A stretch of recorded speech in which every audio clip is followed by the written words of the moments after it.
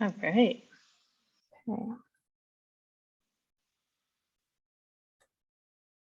Okay, can everyone see my screen? Awesome. Yep.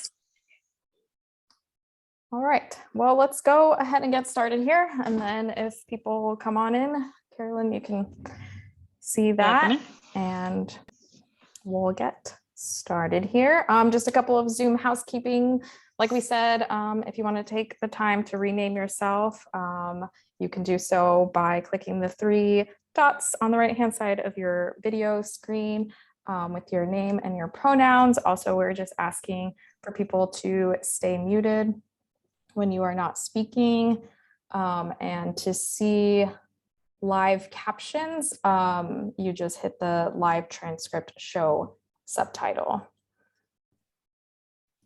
which I should do.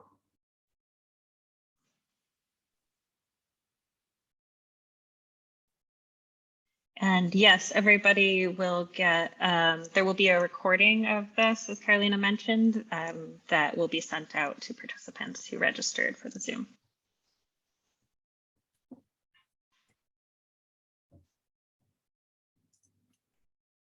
Okay, and just want to acknowledge that MASS MoCA rests on the ancestral homelands of the Mohican people of the waters that are never still, and the Wabanaki people of the Dawnland. We pay honor and respect to these ancestors past and present as we commit to building a more inclusive and equitable space for all. And I just want to also say that if you want to read our MASS MoCA's full land and peoples acknowledgement, that is on the museum's website. Okay, and just to give a little bit of an overview so you all know how we're going to do this application session. We are going to be looking at the current open applications. We have 4 different applications that are open that you can click into, and I will show you how to do that. We'll talk about eligibility. We'll jump over to looking at the most important application questions and what the jurors are looking at, what makes a successful application. After that, we will go a little bit more in depth about financial aid and fellowships, which we know is a pretty big question that a lot of people have. So we will go into that, and then also talking about how we do artist selection, scheduling, and then we will open the floor for questions. People did send a couple ahead of time. Thank you for doing that. And we will try to address those as we're presenting. Keep in mind that some of those questions that pop up for you, we may be answering as we get into the presentation, but if you have something that comes up for you, feel free to drop it in the chat. And if we get the chance to answer it at that moment, we will, but if not, we will be answering questions at the end of the presentation. And if we get a ton and we run out of time, we are going to be saving the chat and making sure that we get back to everyone on these questions. Or we also have an email at the end where you can, if you think of something later on too, you can email and we can make sure to get answered. So with that, I'm going to hand it over to Carolyn to introduce herself, and then I'll also introduce myself a little bit more. Great, thank you, Carolina.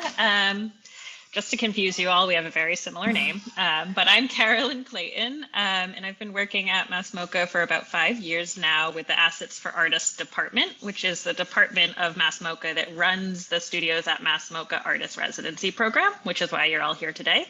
I was most recently in a role as the manager of the Studios of MASS MoCA, but more recently have moved into a part-time role as the events manager. So we are now doing a fair bit of fun programming for artists that come through. But I point that all out today just to remind you all that I've been part of this review process now for the last at least 4 years. I've sat on the back end of a lot of these application reviews and sort of been able to observe our jury, so can answer a lot of questions about what makes a successful application. So I'm going to turn that back to Carolina, who is our new Studios manager, who has replaced me in my role as a full-time new employee at MASS MoCA, and we're so excited to have her. Yeah, Carolina, all you. Thanks. Yeah, so excited that Carolyn is here to share some of that experience and some examples that she's seen over the past. And so I'm Carolina Porras Monroy. She, her, hers are my pronouns. And yeah, I've started working here about 3 months ago and have been working on the new application process and excited to go through the whole cycle now. And yeah, we'll be your point person from here on out if you do have questions about the application and throughout that process. And then if you get accepted to the residency, I will also be the residency manager. So yeah, looking forward to sharing more of that information with y'all and answering any questions you have. So let's get started with the basics. So we have 2 application deadlines generally, July 8th and January 8th. And we will talk more about what sessions those deadlines are for. And our open calls are always free to apply, and submissions are made through Submittable. So I'm just going to click into this really quick, and please let me know, do you still see my presentation, or do you see my do you see the Submittable website? You're still on the presentation. Okay. Yeah, it's still in the presentation. I wonder.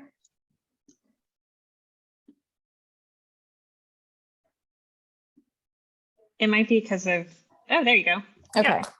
So, and if I swipe, do you now see the presentation? Okay, perfect. Yes. So just to give you guys a little glimpse to the Submittable page.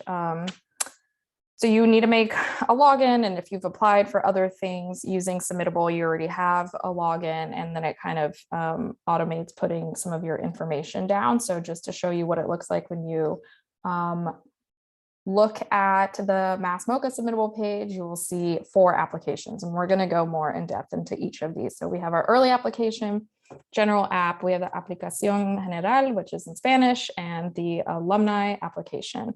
And these 3, the general, the Spanish application, the alumni application, are for the same sessions, and then the early app is for a different residency session, which we will go more into, but just to show you, you hit submit, and then it gives you this intro of information, and this is where you add your contact info, which could be already populated if you have used Submittable before, and then it gets into the application questions. Okay. And I'm just going to butt in really quickly, Carolina, to say that there's really no reason why anyone should have to apply for 2 of those applications. You will find the best application for your situation, and Carolina will go into that more. Yeah, thanks, Carolyn. So that brings me to talking more in depth about our early application, which I think is the one that maybe people have, not as much clarity on who this is for. So we wanted to start with this one. So it's the same deadline of July 8th. The residency time period is for 2 seasons ahead. So it's for June to December of 2023. And so who this is for, these are for artists who could benefit from additional lead time to plan their stay about 9 to 15 months ahead of time to secure full funding for their stay. Artists applying with the early application will not be considered for MASS MoCA's financial aid budget or fellowships. So who is this for? We say that the early app is for people who are looking to secure institutional funding. For example, if you're in a university, that you can get funding for these types of opportunities. If we've had a lot of international artists use this application who need that extra amount of planning time for travel plans, for securing funding through their country, to secure their visa.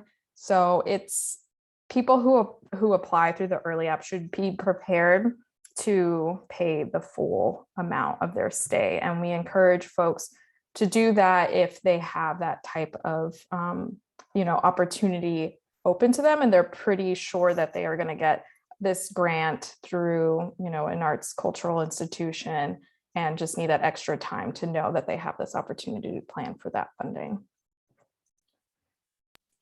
Yeah, and I thought I would weigh in too. Thank you, Carolina. That's perfect. Just to remind folks that this is not like a back door into our application. Early applications get juried right alongside our general applications. So the jurors are still looking for all the same things in both applications.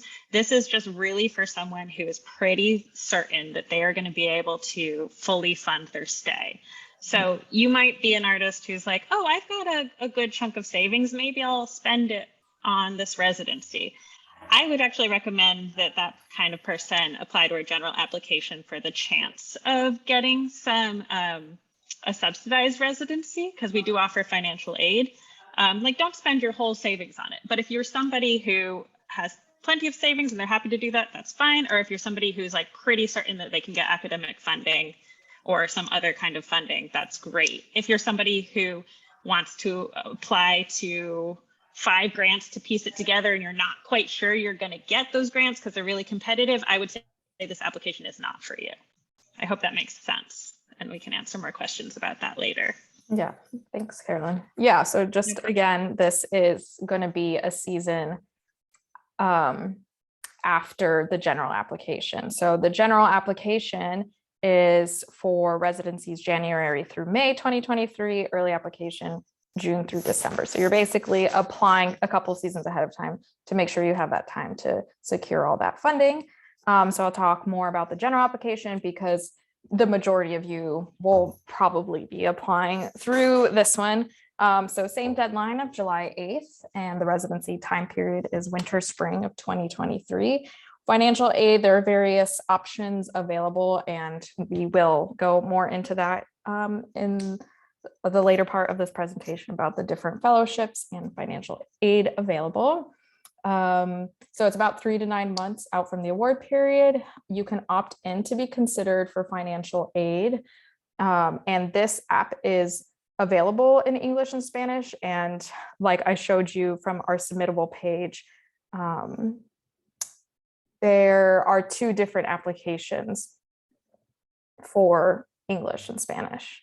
So you can choose that, and they're the same exact questions and they will be juried exactly the same.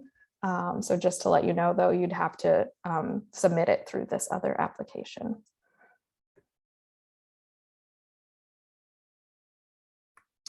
And I also wanted to show that in the general application for both English and Spanish apps, this is what it looks like to select the different fellowships. So it's, even if you're applying for different types of fellowships or financial aid, it's still the same application and you can click multiple options. And we're going to go more into that, but I'm just going to say multiple times that make sure that you qualify for the different types of fellowships that you are selecting.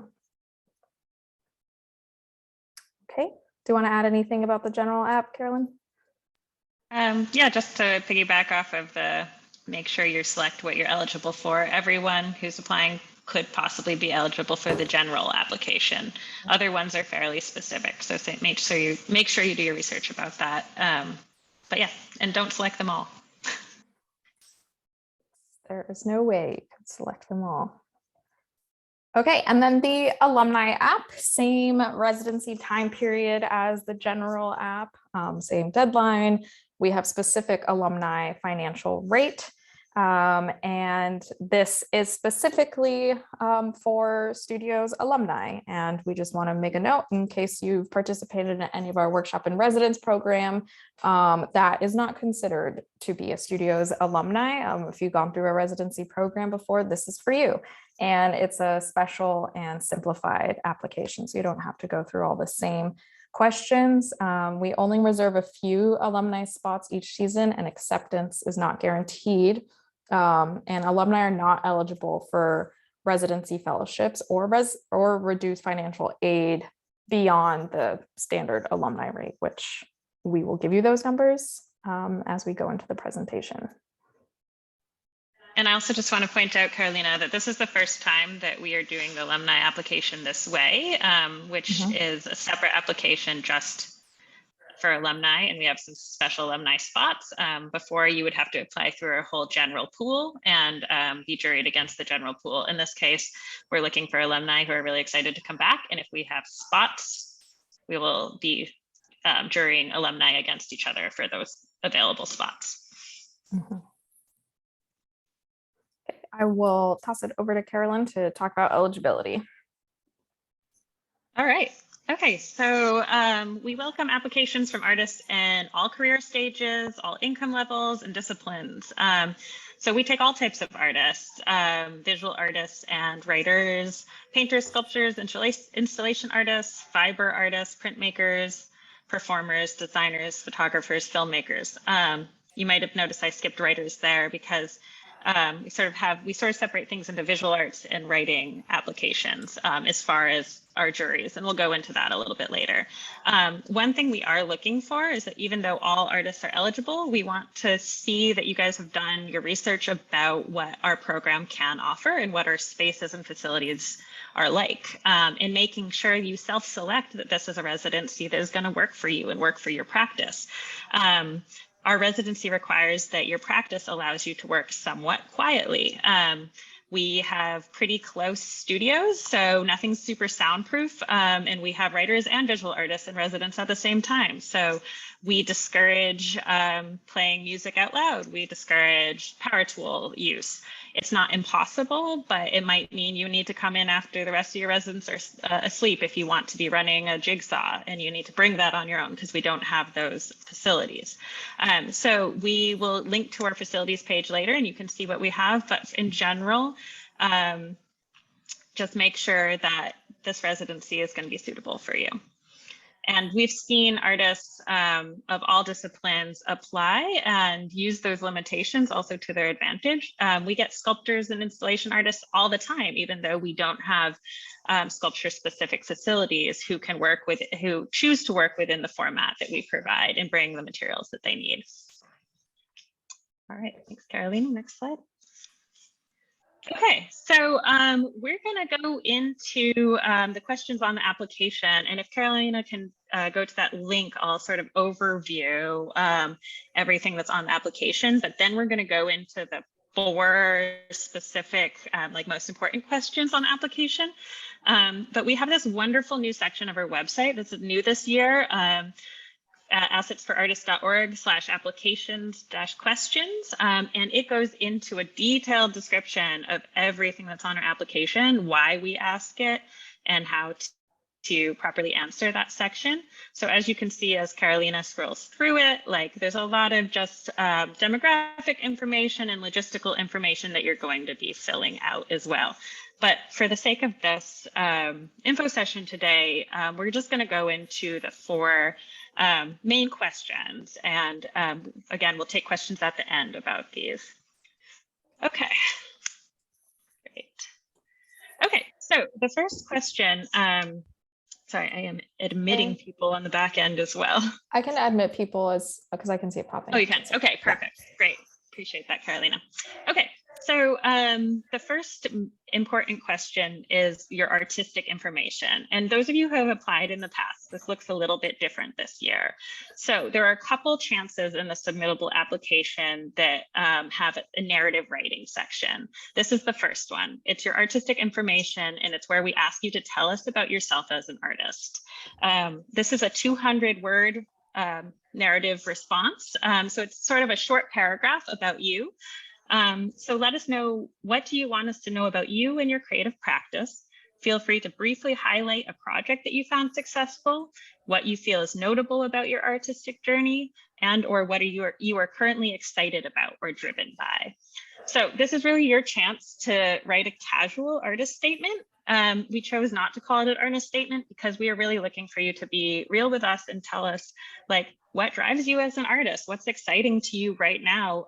What's your work about? And you can take this in a lot of different directions. It might be what your work is about conceptually. It might be what your work is about materially. It might be a combination. It might include some biographic information that's relevant to the work you're showing us. But this is your narrative chance in a short section to back up your visual work that you're going to be showing us, to give it some context, to give the jurors a way into understanding your work, when jurors might be flipping through your applications among hundreds in a day and might only have 5 minutes to look at your work. How do you grab them in real simple English to tell them what your work is about?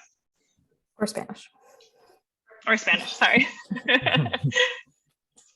Okay. You. Okay. Yep, next slide. Great. So the next section that's really important is your bio or CV.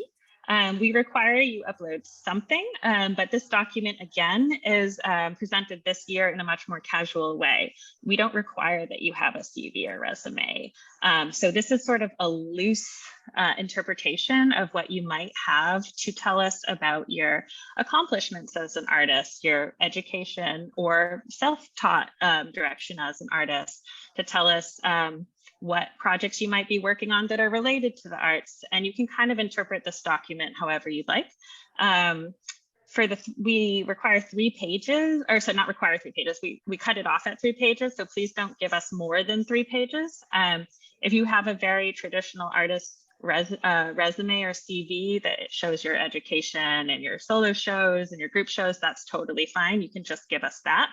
If you don't have that, about a half a page or a paragraph bio, and then a list of your recent accomplishments, whether those be shows or trainings or workshops, whatever can give us sort of a backup of some background about your artistic practice and how you're taking it seriously, would be helpful.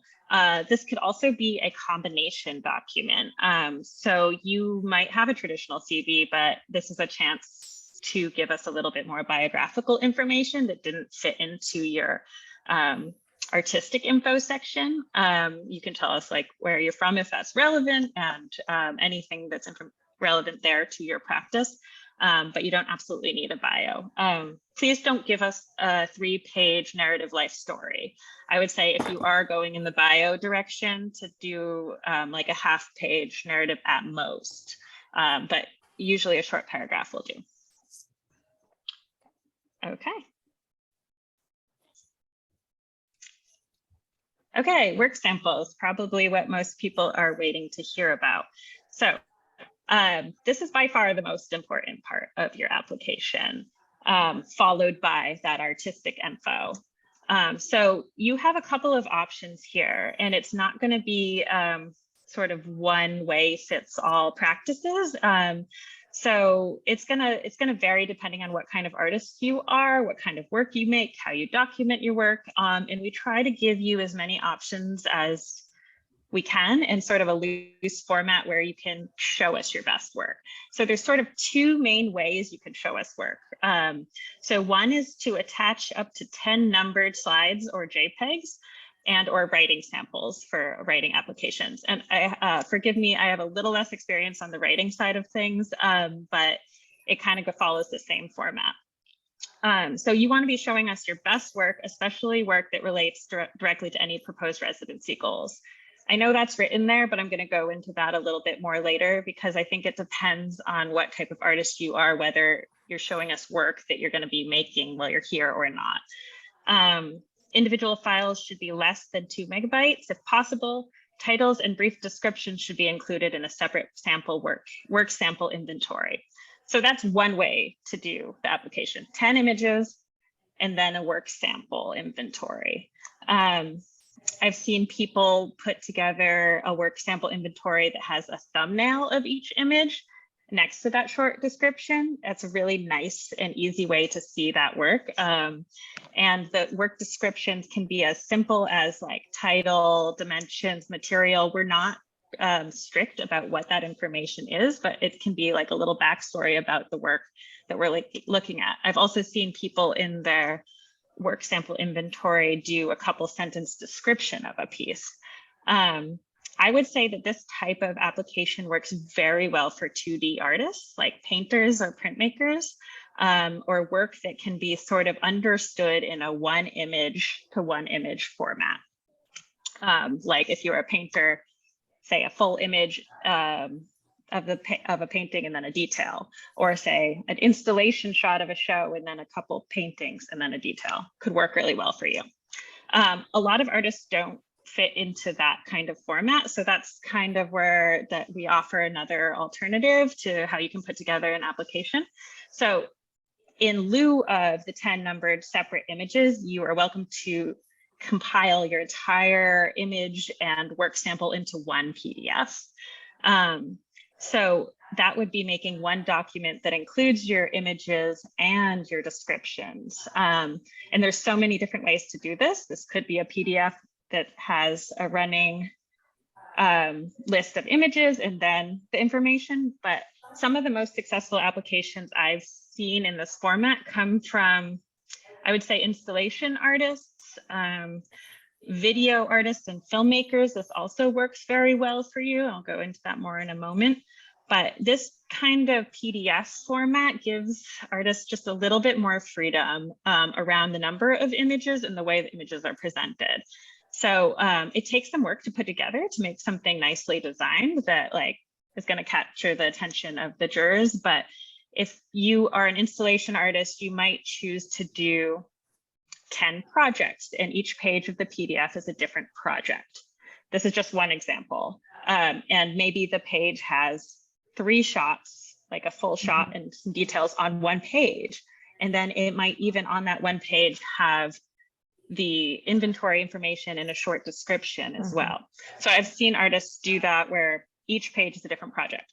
I've also seen artists who have very research heavy practices do maybe 3 projects spread across 10 pages. So they might do 2 to 3 pages per project and have multiple images and a description and possibly even a Vimeo link right there on the page next to the work to a video piece of the work.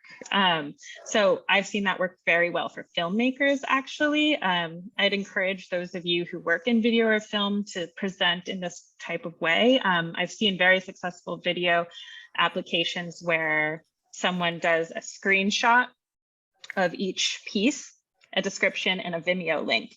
And so what that allows jurors to do is instead of going directly to Vimeo and watching 10 minutes of each video or whatever it is, they can sort of scroll through and see what grabs their attention, understand someone's practice, and then dive into a couple Vimeo links that grab their attention.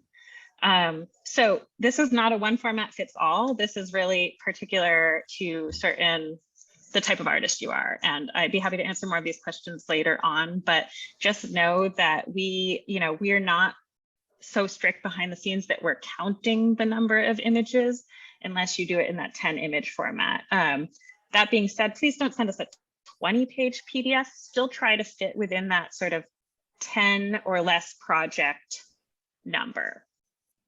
Okay. And yeah, I think I covered that. Information. Cool. Awesome. Okay, and then the last of the 4 most important questions on the application is your residency goals. This is the second section of the application that allows for just a looser form narrative, second to the artistic info. And it gives you a little bit more space to write. It's 300 words. And so use this space to briefly explain your specific goals that you have while you're in residency. You can describe any projects that you expect to work on while in residence, and why this residency opportunity would be particularly beneficial to you. You can note in this space if we have any specific, if you have any specific equipment needs that we can meet, like if we do have a print shop and if you're interested in printmaking or weaving on one of our looms, you can write that there. It's really important to note, though, that we are not a project-based residency. Many residency applications do require that you apply with a project. So this residency goals section does not need to be interpreted as a project proposal that we are signing off on. You are welcome to use it as a place to propose the project that you are going to work on, but just know that the Studios at MASS MoCA is a self-directed residency experience, and we do not hold you accountable for producing or finishing or showing any work here. So your residency goals can be to rest, to experience a new context, to do research. It might be project specific, and it might even be site specific. Like you might be interested in the history of the MASS MoCA complex. You might be interested in going on hikes in our natural surroundings. But only write about that stuff if it really is meaningful to your work and your practice. You don't need to try to make it site specific. It is enough for an artist to say that they need the time and space to recover after a big show and figure out what's next. It's enough to say that you want a peer network to engage with. This is, again, a really loose area where you can just give us more context. Yeah, and we have on here too, to just double checking the facilities page. And we've mentioned this before in the presentation, but just making sure that, you know, we are what you're looking for. And we have the things that you need for, you know, what you may or may not be proposing on here. You know, if you in your residency goals are talking about how you're excited to, you know, use equipment that we don't have, then we won't get a good understanding of what you're going to actually work on here. So just double checking that you go to our facilities page and making sure we can accommodate your project. Okay. Right. Carolina, maybe before we go on, there's some questions about these. Does that seem like a good time to answer some of the application related questions? Yeah, I can't actually see the questions coming in because I'm sharing my screen. So if you want to, read them. Okay. Yeah, there's just a few that are relevant. So Monica asks, for writing samples, would each be an individual poem, a full-length script, a scene from a play? 10 samples could really be a lot of reading time for a juror. Could someone who knows about this process? Yeah, again, I don't have as much familiarity reading these applications, but I would sort of interpret the visual suggestions I made towards writing and say, like if you can in your samples direct jurors to like the juiciest part of your writing that you're most proud of, like that could be like a couple pages from a script where you want someone to just start reading, that would probably be the best. And it goes for video and film too. When you're giving us video links, like if you can cut a film or video down to like a 2 to 3 minute segment right where you want jurors to view it, that would be great. But yeah, so for writings, I think writing, like it could be, if you're a poet, 10 poems makes sense. But if you're like, if it's a full length script, you might want to do, say, 3 pieces that show us, 2 to 5 pages per writing sample. But again, however you can put together your application to direct the jurors directly to it. And you could also, if that writing exists anywhere, like on a website or something, you could give us a sample and then direct us where we could find the longer piece if someone really wanted to spend the time reading the whole work. I hope that helps. Okay. And Mara just asks that, can work samples be a mix of a few slides of recent work? For example, also links to film and video work. You can definitely put recent work into your portfolio, but I always advise people in an application like this that is very competitive at this point. We get often around 600, 700 applications per season to apply with your best work. So if some of the newer work samples are sort of still in process, or you're figuring it out and you have a body of really strong work that is still fairly recent, or even if you've moved on from it, I would recommend applying with your best possible work, even if you're going to do something different at the studios, because we don't hold you accountable to a specific project. If you're say you're a really strong installation artist and you have this whole body of work because you just finished a grad program, but you really want to do printmaking while you're here, but you've only just dabbled in it, or you haven't quite figured out the research necessary to make that work as strong, I would apply with your stronger work. Okay, Laura asks, what if you want to explore a new body of work in a new material? How then would you suggest to submit slides? So the same thing I just said, I would apply with your strongest work. You could give us at the end of those 10 images or that PDF a little hint or sampling of your newer work. Sometimes it is nice to see what someone is working on, even if it's not fully sought out. but that's only if you can show us in your past work, like how strong you are as an artist to make jurors like believe that you are someone capable of taking this new exploration to its culmination in a successful way. I'm not sure, Carolina, do you know about the PDF? Is there a size limit for the PDF on the application? I think that each file is should be less than 2 megabytes. So That might apply to PDFs too. if I would think that if you are putting a PDF in and you're exporting it and it's larger than that, I don't know if Submittable would take it. You might need to play around on the back end of like what Submittable accepts. It might be bigger than that for a PDF.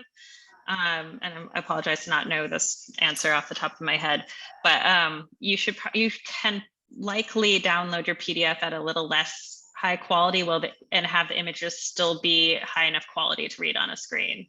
Because most reviewers will be looking at this on the back end through Submittable. Yeah, I'll double check on that. Okay. Next question is, what is the selection process like? If that person going to hold that question, we're going to be addressing that in a moment. And how old is older work? Is there a limit? There is no limit. Different jurors feel differently about the time involved in like when you created work. And I know this is sort of like a taboo in the art world, right? Like if you haven't made work for 10 years, you know, like, should you apply with your old work or do you need new work? I've seen it work, like, honestly, I've seen jurors just completely ignore dates and it doesn't matter. And I've seen other jurors like pick it apart. So it depends on the jury, but we're going to go into this a little bit more, but there is a chance to sort of write in a sort of equity answer this year. So say you are a new mom and you haven't made work for a bunch of years because you're raising a kid, like you now in this application have a chance to tell us why there's a gap in your resume. And so this is like the first time that we're having that option. So I think that will help sort of shift perspective around the dates in the work. Okay, I'm just going to take the one last question and then we're going to move on. Okay.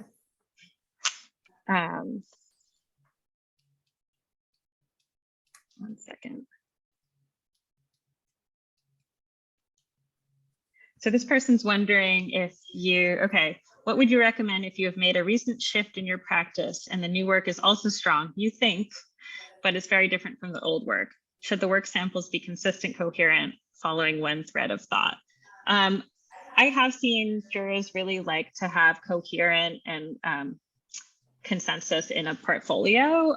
So I think, again, it's case to case basis. Like if your two bodies of work are totally different material, but you're dealing with the same kind of content or conceptual side of things, then I could see that working. If it's like really, really different, I might pick one or the other. And again, just apply with your strongest work, because when you get here, you can work on whatever you want. Carolyn, while we're on the application, can you quickly answer, could you answer the question about the collaboration component of a question that we received earlier? Sure. Yeah, so someone wrote in with a question about are collaborative applications accepted or group applications accepted? And the answer is yes. We just ask people to be like super transparent in their application. And it probably makes most sense for a duo within our sort of layout at the studios. It works really well for a collaborative duo. So that duo would apply through one application, making it really clear in your narrative answers that you are a duo.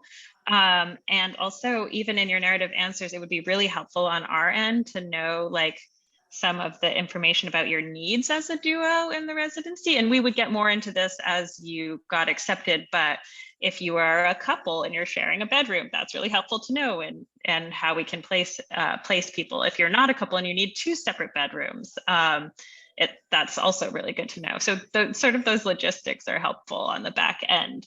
But in most cases, just from experience, if a duo is selected, they usually would share our largest studio and have the possibility of 2 separate bedrooms. So know that that is an option to apply that way. We just, in the past, have gotten a lot of applications where it's not clear until we accept an artist that there's actually another artist that's part of that practice. Mhm. So we just want to know upfront about it. It's not going to sway the jurors one way or another. If we're excited about a duo working together, the work, like we'll figure out how to make it possible for you both to come.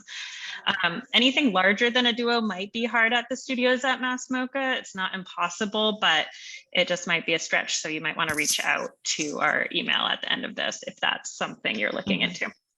Yeah, I'm realizing we have about 15 minutes left, so I'm gonna keep us moving. And if we might stay a little bit longer. And if anyone has to leave at 6:30 and you have a question you're just dying to know, put it in the chat, and then that way we can, send out an email later and make sure that we are able to answer that question if you have to leave right at 6:30. So we're good to start talking about financial aid and fellowships, because I know some folks have some questions about this. Every season, the studios at MASS MoCA offers a variety of full ride fellowships. Artists can also be considered for partial need-based financial aid. You can visit our website for more details about that. And for those who might have missed it, who came in later, everyone will get a copy of this PDF, and then you can just click the links directly from the PDF presentation.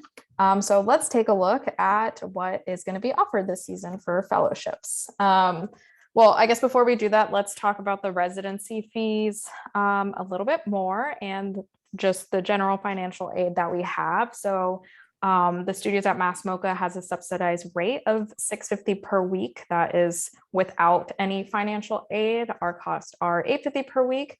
And we say, don't let that number deter you, because there are lots of different options for fellowships or financial aid. So reiterating that the early app does not get any financial aid consideration. It is that $650 per week.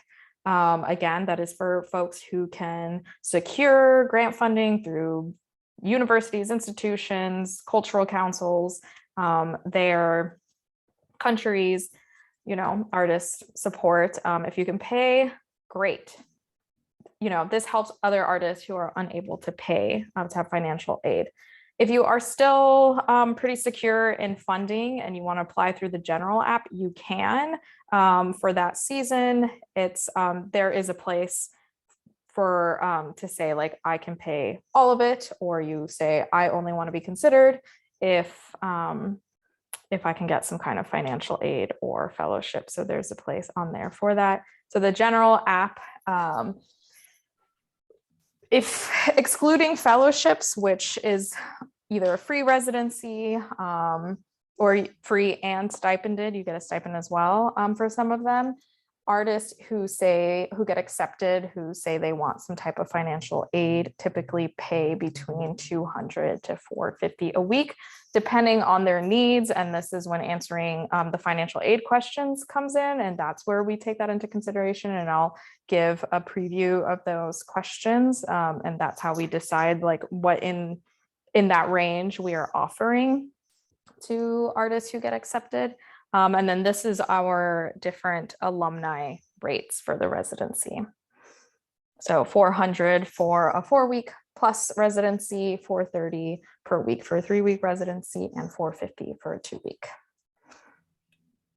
Okay, so let's take a look at the fellowship. So these are full ride fellowships. So like our general fellowship, any kind of artist can select that one. It's open to all disciplines, and that is a free residency for up to 4 weeks. And that one, we only have, we only have a couple of them per season. So that one is dependent on, the art and the scoring of the juror. And then the other ones are a little bit more specific to either medium or location. So we have a Puerto Rican fellowship. And so I just want to emphasize that used to be a separate application. So don't get confused if you don't see the Puerto Rican fellowship separate application, and it is now embedded into the general application, and you can select to be considered for that one if you currently live in Puerto Rico, or you recently had to leave due to effects from Hurricane Maria, and that one comes with a travel stipend. We also have a fully funded 4-week Massachusetts fellowship residency focused on building a close-knit cohort of Massachusetts artists of all disciplines.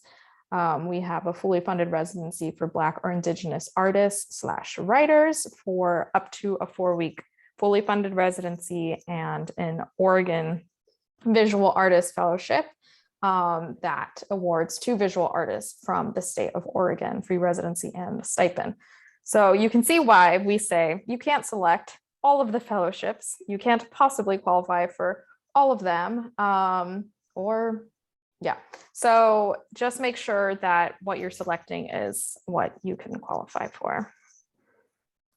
Okay, Carolyn, do you have anything to add to that? No, just that there's only a small number of both the general fellowships and Black and Indigenous artist and writer fellowships, so they are very competitive, just to put that out there. Yeah. But everybody who applies has the opportunity to get a subsidized residency fee if they select that need. More financial aid. And then here are this season's university fellowships. So we have a Brooklyn College Fellowship for a qualifying Brooklyn College MFA student with a graduation year of 2021 or 2022. And that is to cover all the residency fees, and a Corcoran School of Art and Design MFA fellowship. And these are all listed on our website more in depth. And then you can also look at different past fellowships that we've had and who's been awarded them. So like I said, in order to be qualified for a full ride fellowship or any of the financial aid, then you need to provide some of this information below. Like I said, if you apply through the general application, you're like, I got this, I have funding, I'm fine, I can pay, then you don't need to answer these questions, and you can select, I can pay my full residency fee. So we ask approximately, what is your current annual household income before taxes? And these are the different options to select, which range describes your household's approximate net assets. How many people live in your household? Don't write your roommates here. This is, your household of, dependents. And also, are you a homeowner or renter? And I just want to say too, we'll go more in depth into it, but we understand that these types of questions don't give a full and broad look of your situation or story, which is why we have implemented this new question to also give more of a narrative consideration for this piece of financial aid, if this doesn't fully, describe the scope of what's happening. For example, you may earn $75,000 to $100,000 annually, but have a lot of expenses because you are caretaking, or there's so many different variables, and we'll go into that question in a couple of slides. So yeah, I'll pop it over to Carolyn to talk more about the artist selection and equity consideration. All right, yeah. So here at the studios at MASS MoCA, our quality and diverse programming cannot happen without a cohort of artists and curators who advise and jury the artist selection for our various programs. So you can go later to this link and look at all of our past jurors. We do not announce our jurors in advance, often because it depends on how many jurors we need to pull in based on the number of applications we get, which has varied since COVID. So we can talk about that more. Okay, here's some demographics, just if you want to have an understanding of who is in residence or who has been in residence. So let's see. We usually get, it sort of depends on the application, but we usually get a little less applicants for the winter spring season, which is what this general application is for. It looks like our average numbers are around 200, 300 applicants. I'm going to be honest that feels really low in coming out of a COVID year. I think it's going to be a lot higher. So our summer fall deadline is usually around 600, 700 applicants. So I would put it somewhere between 300 and 700 applicants are applying for general residencies. Out of that, we are filling 120 to 130 spots per year. To be fully honest, some of those spots actually are still being filled by COVID rescheduled residencies. So it's going to probably be a little bit less than that this year, but we are finally coming out of that sort of nightmare of a rescheduling situation, but making sure everyone who had to get rescheduled during COVID gets the opportunity to. I'm not going to read through the rest of this because you guys can see it up on the screen. Actually, one more second. I just maybe want to point to the bottom few, right? Okay, like 40% of applicants receive some financial aid. Also, just for demographics, depending on what kind of artist you are, just looking at sort of our makeup is about 80% visual artists, about 15% writers, and 5% are sound or performing artists based on what can be accommodated within our spaces. And I know there's a question about that came in, we'll deal with or we'll answer in a little bit. But so that breakdown usually looks like 1 or 2 writers per session of visual art, of mostly visual artists. All right. Okay, these are questions that we ask that are fully optional unless you are trying to qualify for a specific fellowship. We will be asking this demographic information. Okay, and then how do we take equity into consideration? So I'm going to just read this, but recently the Studios has added a new component to our selection rubric that takes equity factors into consideration in order to better support those marginalized within arts institutions and opportunities. Within the application, artists have the option to describe any barriers that they would like the jurors to take into consideration. This may include considerations of race, ethnicity, gender, sexuality, disability status, as a caregiver, veteran, immigration status, and financial need. As artists, many of us can find some way to answer this question, and it's going to vary depending on your experience, but this is a chance to sort of tell us about what your journey has been being an artist and what opportunities you have had access to or have not had access to. For the most part, as Carolina mentioned, this question is going to help us when figuring out financial aid. But this equity scoring does also score into your overall, into the overall selection process. So all jurors who are looking at your application will be given the opportunity for the first time to give each applicant an equity score. That means that, like, in a situation where we have 2 extremely competitive applications where the quality of work is scored exactly equally by our jurors as like a prime application, a really good fit for the studios at MASS MoCA, making super strong work, an applicant we'd love to have here. If it comes between having a number of spots, we may then turn to that equity score and that narrative answer to then make that final decision, favoring those who have had less of an access to such an experience in the past. So this is new for us this year, and we're really excited to see it sort of take place in our scoring. So, I think that's the end of the present. Oh, no. I think we talked about. I mean, did you want to go any more in depth into the different juror rounds? Yeah, that was what I was going to say. So there's some questions sort of about the jury process, yeah, so let me describe sort of a little back end, but while we're looking at the slide of some of our examples of our wonderful jurors, let me explain a little bit about that process. So applications are juried in 2 rounds.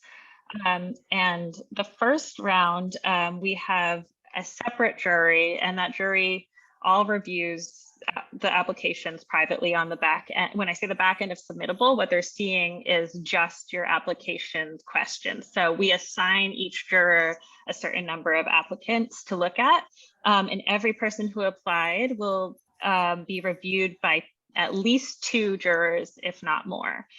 So that first round of jurors will give everybody a score based on work samples and based on equity. And then any artists that score above a certain score will be passed on to a second jury round. That second jury round will also review applications on submittable and put in their scoring and their comments. But then that second jury round will also meet in person and with our Assets for Artists staff, the Studios at MASS MoCA staff, to deliberate on who is selected for our highest fellowships and then who gets just accepted in general based on that scoring. So the jury is usually made up of curators, of artists, alumni, of regional artists, friends, and just professionals in our field and our network, and that varies every year. Our visual artists and sorry, go ahead. I'm going to stop sharing my screen now so we can take a couple of questions for the last couple of minutes. And like I said before, if anyone has to dip out right at 6:30, then you can drop your question and we can try and get that answer for you. So we're going to pop over to the chat for a couple of questions. So someone just asked, are visual artists and writers reviewed by the same jury? And the answer is no. We have totally separate juries for writing and visual arts. If you're someone who falls in between those categories, this is the one area where I would suggest that you apply with either a visual arts or a writing application and not a combination, just because of the way that we jury them. If you are a performing artist or a sound artist or an artist that doesn't sort of fit perfectly into one of the either visual arts or writing, I would sort of select one direction or another to focus on, but most likely you would be put into the visual arts unless it's a very writing based practice. Laura asked, is age a consideration? And I'll just jump in and say that besides being 18 and over to qualify to apply for the residency, age is not a consideration. So I don't think you even need to write any age on it. You just have to check a box that says I am over 18. Yeah, you're no longer required to put your birth date in. It used to be a requirement. We no longer require it. If you feel like age is important to your equity narrative, then you're welcome to write about that in that section. There is not to answer Christopher's question, there's not a separate panel for sound and performance art, but our jurors will often have experience in a wide range of artistic practices. So we try to pick a diverse jury in the sense of what they've worked in.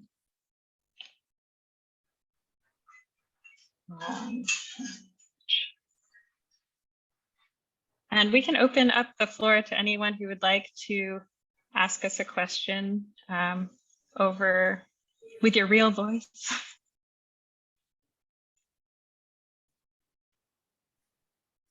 All right, I'm scrolling through other questions while we're waiting.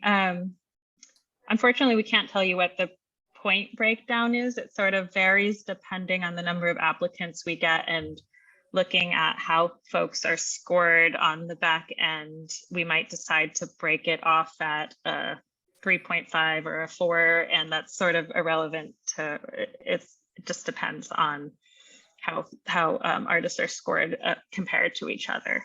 So it sort of changes depending on the year.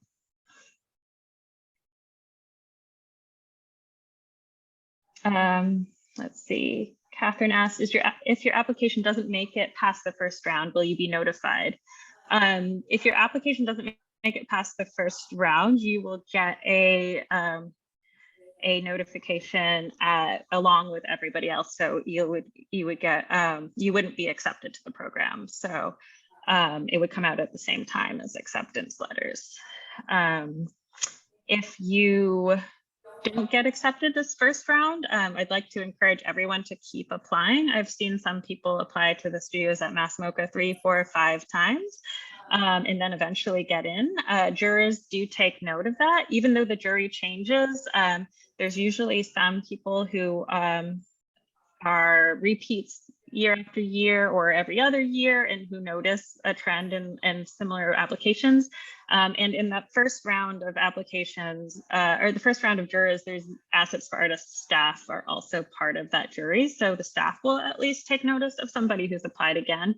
And I definitely recommend, if you do apply again, apply with new work. We always take into account that someone is continuing to make and further their practice and applying again with new work. Carolyn, is there any questions that were given to us prior to the webinar that we have not addressed? I'm not able to open them since I'm recording. Let me open that document. And also for those who have to leave, thanks so much for joining. It's been great to have you guys listen in on this information session. And just a reminder that we will be sending out the recording and the PDF presentation, and all of this information too lives on our website.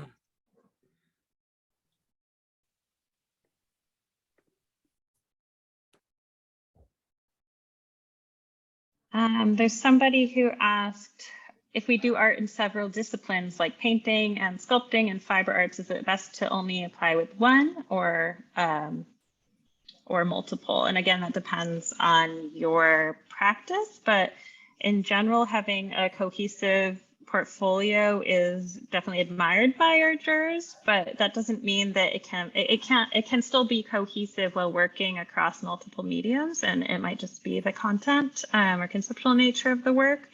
But if it is more like sort of a dabbling in a new medium, I would show what your work, like your strongest work, and leave out the things that you were sort of testing, or maybe that you took a class in one time. Like if you're mostly a painter, but you took a ceramics class, don't include that ceramics work unless it's super relevant to that painting work.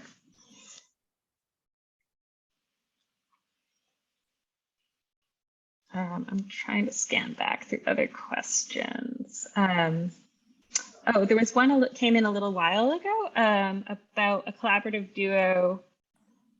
My collaborative duo would like to talk about a project that involves sound and sculpture. You mentioned sound being problematic. 2 questions: what equipment is available? You can find that on our facilities page on our website. And would it be possible to do sound at times that can be arranged? So it gets tricky in our spaces just because they are a shared space. So for sound artists, I recommend this residency is really good for sound artists who can work with headphones on, who are working in some sort of, I suppose, digital platform where that would be a useful way to work. It's not a great residency for musicians who need to be practicing out loud. If you're making sculpture that does have a sound component, and most of that sound can be composed over headphones and then at times tested, say like when there aren't other artists in residency, I think that is workable. Great. Well, I think we can wrap up here. And if anybody has any follow-up questions, you can email studios@massmoca.org or my email directly. I think I emailed everyone here, so you can also email me at cporras@massmoca.org. And I just want to thank Carolyn for all of your information and experience that you brought today. And thank you everyone for listening. Yeah, thank you all for being here. This was fun. I hope it was helpful. Good night, everyone. Thank you.